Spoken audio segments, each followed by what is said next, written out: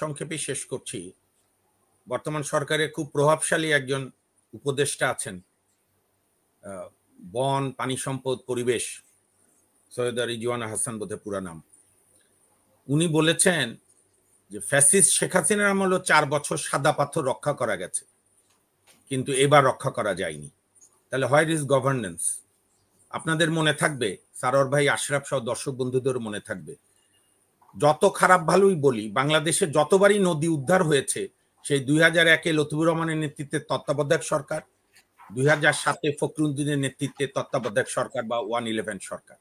এই সরকার তো নদীটাই রক্ষা করতে পারলো না। নদী তো বাদ দিলাম, সাদা পাথর রক্ষা করতে পারলো না। যে সাদা পাথর বা পরিবেশের জন্য রিজওয়ানা হাসান, তার সিনিয়র যিনি মহিউদ্দিন ফারুক, বেলার প্রতিষ্ঠাতা, সেই ওনার মৃত্যুর পরে উনি ওটা নির্বাহী হয়ে উনি আপনার এই পাথর রক্ষা করতে পারলো না। আর প্রতিবাদ করা, মুখে মুখে অনেক কথা বলা যায়। সারোয়ার ভাই অত্যন্ত আমাকে ভালোবাসেন বলে আমাদের অনেক প্রশংসা করেছে, আমরা হয়তো এটার যোগ্য না, কিন্তু আমি সারোয়ার ভাইকে জানি। সারোয়ার ভাই 3-3 বার ব্যারিস্টার হয়ে, হাইলি এডুকেটেড হয়ে বার কাউন্সিলের সনদ পায়নি, কারণ সাবেক অ্যাটর্নি জেনারেল, আওয়ামী লীগের দালাল, যে বিচার বিভাগকে ধ্বংসের কিনারে দাঁড় করিয়েছে মাহবুব আলমের অপোজের জন্য। তারপরও সারোয়ার ভাই এক ফোঁটা আপোষ করেনি।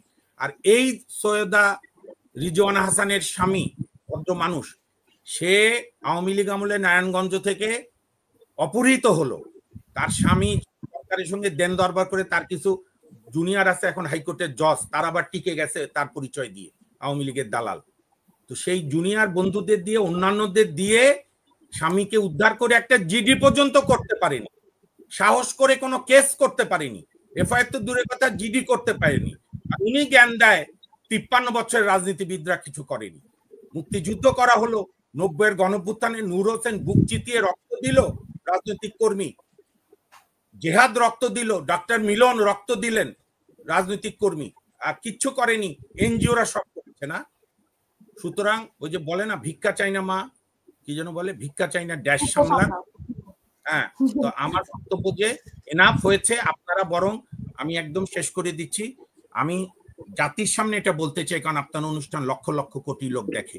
সারোয়ার ভাই প্রথম 4-5 মাস তার যোগ্য ইজি অ্যাক্সেস দিয়ে, তার নানাভাবে, আমি সাক্ষী, আপ্রাণ ট্রাই করেছিল এই সরকারে কিছু ভালো লোককে ইনপুট করে সরকারটাকে সফল করা, কিন্তু তাদের প্রথম থেকে নিয়ত ছিল ভালো না। বলে না আমাদের মুসলমান ধর্মে, নিয়তটাকে ভালো করতে হয়, তাহলে আল্লাহ সহায়তা করেন। সেই জন্য যেটা বড় ক্ষতি করে দিলে ইউনূস সাহেবরা, বাংলাদেশের মানুষ আর কোনোদিন এই সুশীল বুদ্ধিজীবীদের উপর বিশ্বাস রাখবে না। বলবে মারুক, ধরুক, লুটপাট করুক, তবু তো তার বাড়িতে যাওয়া যায়। সে অন্তত ভোটের সময় সে হাতটা ধরে, রাজনৈতিক নেতাদের উপরই আস্থা রাখবে। ইউনূস সাহেব এই উপকারটুকু রাজনৈতিক নেতাদের করেছে। ধন্যবাদ। অসংখ্য ধন্যবাদ। আমি একটু এক না করে পারছি না। সাদা পাথর তো আসলে পুরো বাংলাদেশের মানুষকে এফেক্ট করে না ওইভাবে, মানে ইস্যুটা আমরা জানি পরিবেশ, কিন্তু আপনি ট্রাফিক ব্যবস্থা দেখেন, একদম কমপ্লিটলি ভেঙে পড়েছে, কমপ্লিটলি। পুরো বাংলাদেশের যত রদ্দি বাস আছে সব এখন ঢাকা শহরে চড়ে, 40 বছরের মানে পুলিশি কোনো ব্যবস্থা আছে? এই যে অটো রিক্সা, আপনার বাংলাদেশে ঢাকা শহরে আর কোনো অবরোধের দরকার হবে না, এমনি এটা মানে ব্লক হয়ে থাকবে, ব্লক হয়ে গেছে অলরেডি।